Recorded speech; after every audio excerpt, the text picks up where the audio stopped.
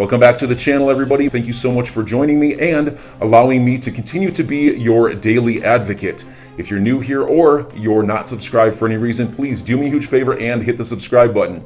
Thank you to all of you who have been watching and following me for so long. It truly means a lot, and I'm glad that I can be this person. I also saw this, guys, from T-Hole Betic XRP, Ripple customer Fable Fintech. They are now interacting seamlessly with banks' existing systems and partner systems, API for new technologies like virtual currency and blockchain. So here are just some screen grabs from Fable Fintech's website here. They talk about Swift automation, but down here also Ripple integration, inbuilt components to integrate seamlessly with the Ripple platform and leverage the blockchain infrastructure. So we know they are a Ripple partner. They list here some of their clients. They talk about interoperability with virtual currencies, interact seamlessly with banks' existing systems and partner systems, APIs for new technologies like virtual currencies and blockchains, and again, just some more partnerships down here. They also mention here that they are backed by banks and leading investors from the payment ecosystem. One other that I can recognize just off the top here, Paytm, also a Ripple-enabled company. So another interesting point, just stating that this is currently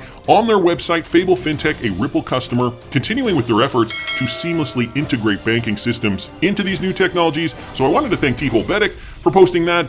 And this, guys, I also saw this, Michael at Val5Links posting this. This has to do with HBC. So they are moving into the sandbox, the metaverse sandbox, with almost $3 trillion in assets. They are the first global bank to enter the sandbox metaverse. They mentioned this in a statement just today. Some of the points here: the bank will buy a plot of land in the sandbox metaverse, which will help develop to engage with sports, esports, and gaming fans. Details of HSBC's development in the virtual plot of land weren't announced. A promotional GIF that was posted along with the statement showed an HSBC stadium next to a virtual body of water. HSBC sees great potential in creating new experiences through emerging platforms. So it seems as though we're seeing a lot of these banks move into the virtual space, not just banks, big companies, big corporations as well. The other day we heard about Victoria's Secret, and we've heard about McDonald's and other companies moving into the metaverse. So this is a new opportunity, I suppose, for these businesses, new markets to open for them to make more money. The partnership with the Sandbox will enable the bank to create innovative brand experiences for new and existing customers. And so, here's some more. Gucci, Warner Music Group, The Walking Dead, Snoop Dogg, and Adidas are among global brands that are working with the Sandbox as well. In February, JP Morgan said it was the first bank ever to enter the metaverse when it bought a plot of land in Decentraland to build a lounge for its customers. And so I reported on that when that happened. JP Morgan, a bit of a central theme to this video. I'm going to get to some more observations that the XRP community had with regards to JP Morgan and the moves that they are making. The reason I wanted to bring up HBC, though, other than the fact that, I mean, the metaverse is ever evolving, and, you know, we're going to see more and more of these partnerships as the days, weeks, months go on, is that they also, probably not so coincidentally, just closed 69 more bank branches as the beer flu speeds the shift to online. Now, we're getting this article from The Guardian, and you know, they're blaming this on the beer flu, that people aren't going into bank branches as much anymore. So they shut down another further 69 branches on top of the 82 they did last year, claiming the pandemic has accelerated the shift to digital banking. It is the latest in a line of banks to announce that they are reducing their networks in response to the changing customer habits. Consumer organizations, which said the number of closures during the last few years was alarming, and that many of people were not even yet ready or able to go fully digital. Early last year, HSBC had 593 branches, but the latest round of closures, scheduled to take place between mid-July and early October, will take that down to 441, of which 96 are described as full-service outlets, offering a comprehensive range of services. So this just to reiterate the fact that brick and mortar slowly but surely closing down, and concurrently, we're seeing the same bank, HSBC, enter the metaverse because clearly they see the need for this shift. Clearly they understand enough to realize that, well, you know, if we can't get business in the real world, maybe we should focus on a digital one. So an interesting observation here, putting two and two together. Wanted to thank Michael for posting that. I also saw this, another one from Michael. San Francisco-based blockchain company Ripple has invested in Hong Kong-based cryptocurrency custody Hex Trust. So we don't hear too much about Ripple investing in other companies. I wonder how big this one is. Well, it's an $88 million Series B funding round, which was led by seed stage fund Liberty City Ventures and non-fungible token startup Animoca Brands. Also had a high-profile project Terra, investment firm Morgan Creek Capital, and financial institution BlockFi among its participants. The company has now secured roughly $100 million in total funding. In October, Hex Trust raised $10 million in order to develop its Hex Safe Custody platform. The round was led by Animoca Brands. Hex Trust is Asia's leading cryptocurrency custodian, which also provides services in the realm of custody, decentralized finance, and brokerage. It boasts $5 billion worth of assets under management with over 200 institutional clients. Its services support more than 200 tokens. So it's interesting because Ripple is investing in this company, a cryptocurrency custodian based in Hong Kong. They deal with decentralized finance, DeFi, and brokerage. The company, which was founded back in 2018, is yet to reach profitability, but Hex Trust has other priorities right now. And so over here it just says it looks as though they are focusing on scaling their operations. So perhaps Ripple realizing that there is a benefit to investing in this company, perhaps more utility for the XRPL.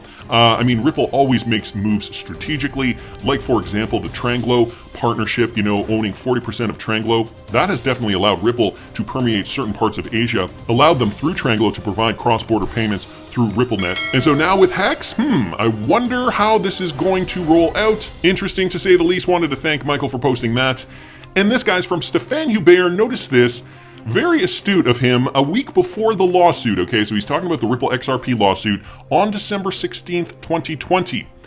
I'm quite sure Ripple knows exactly what is going on, and so this has to do with ex-JP Morgan regulatory exec. They joined Ripple's board, and this was news at that time, but I feel like it kind of got overshadowed by the fact that Ripple got sued a week later. I mean, the XRP community, that was all we were talking about after the lawsuit was announced. The fact that, oh my goodness, Ripple is getting sued, the price of XRP plummeted, and we were all hyper-focused on the lawsuit, yet we kind of lost sight as to what was going on before and why this was important to acknowledge. So, ex-JP Morgan regulatory executive did join Ripple's board, and that was Sandy O'Connor.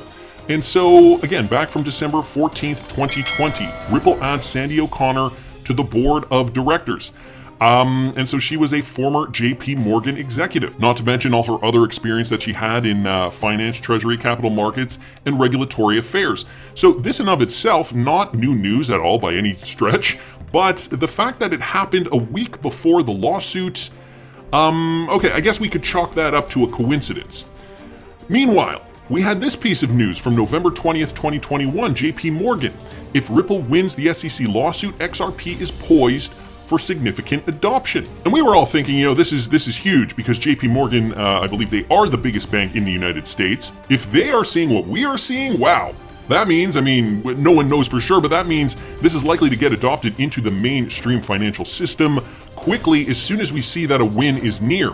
And so just down here, XRP versus the SEC versus Ripple lawsuit is an inevitable topic of discussion for XRP. On that matter, JP Morgan points to the Howey test as the end goal that gives away the likelihood of a Ripple win. And just the quote there, a significant adoption could occur. XRP is poised for that if Ripple does win this lawsuit. Let me also just point out down here, Tag XRP chiming in. He says, I'm confident Ripple has known most of what we are still uncovering this whole time, insinuating that even though Ripple did get sued, Ripple of course knows that their technology and the XRP cryptocurrency is going to be central for a new financial framework. Tim Howard down here also saying, yeah, part of the timing game. All a game, even this horrific war was planned, no doubt. Most in the crypto community knew a war like this was coming to lay foundations for the reset. We just did not know it would be Russia and Ukraine provoked by America and NATO. 30 Cent down here saying, if Ripple truly thought JPM was an enemy, surely they would have never hired her for obvious reasons. Ticket to the Moon opposing this, quite the opposite in my opinion. What better way to get info on competitors than to hire them? So yeah, I tend to agree with that. Somebody down here though, who was it? Right, I think it was Jed Manuel here. He said, like I tweeted, everyone else is joining the Ripple camp 1 week before the lawsuit. Amazing, isn't it? People would be leaving, or rather should be leaving Ripple. Instead, what we're seeing is that they're flocking to Ripple before and during the SEC lawsuit. And then I thought, who else joined Ripple during a lawsuit. You got to put this into perspective here. Who joins a company that is actively being scrutinized and sued by the SEC? It sounds like a bit of a risky move. It sounds like, putting your career in jeopardy, especially if you have one of these high-powered positions. Yet, this happened a week before, so, I guess we could chalk this up as a coincidence. However, do you remember who joined the Ripple board in May of 2021? Deep into the lawsuit, Ripple appoints former Treasurer of the United States, Rosie Rios, to the board of directors, and Christina Campbell as CFO. So Rosie Rios in particular, Treasurer, 43rd Treasurer of the United States, joins the Ripple board of directors, and Christina Campbell joins as Chief Financial Officer. Does this put things into perspective for you? It's Rosie Rios. Her name is literally on the money, on USD notes. And so if she was joining the Ripple board, and she is just one of many that I'm sure we could go back and take a look and see who was joining Ripple in and around this time after the lawsuit was announced. So, Jed Manuel here, onto something quite interesting. Also wanted to mention this, and I mentioned this in the video the other day, the fact that the company just keeps growing and keeps diversifying. Ripple sets out to launch their first NFT incubation program. So this company, namely Ripple, not stopping, not letting anything get in their way. Could it mean that they're just that confident, or could it mean that they already knew that XRP and RippleNet were going to be baked into the cake, so to speak? Smack dab in the middle of the lawsuit, back in June 2021, we also got this paper from the World Economic Forum stating, some of the cryptocurrencies that obviously are going to play a huge role in the global financial system, and XRP listed in this document as well. Now, this was about 6 months after Ripple, and not just Ripple, XRP were being questioned in court, XRP being deemed a security as per Ripple's handling of the sales from way back when. Yet the World Economic Forum decided to still highlight XRP as one of those cryptocurrencies that are going to change the financial system, along with Algorand, Cardano, Celo, Solana, and Stellar. So enjoy your day, everybody. I'm always here for you. Leave any comments or questions below, and be sure to subscribe. But thanks, everybody. I really appreciate you. Enjoy your day, and I always have your back. So thanks so much, everybody.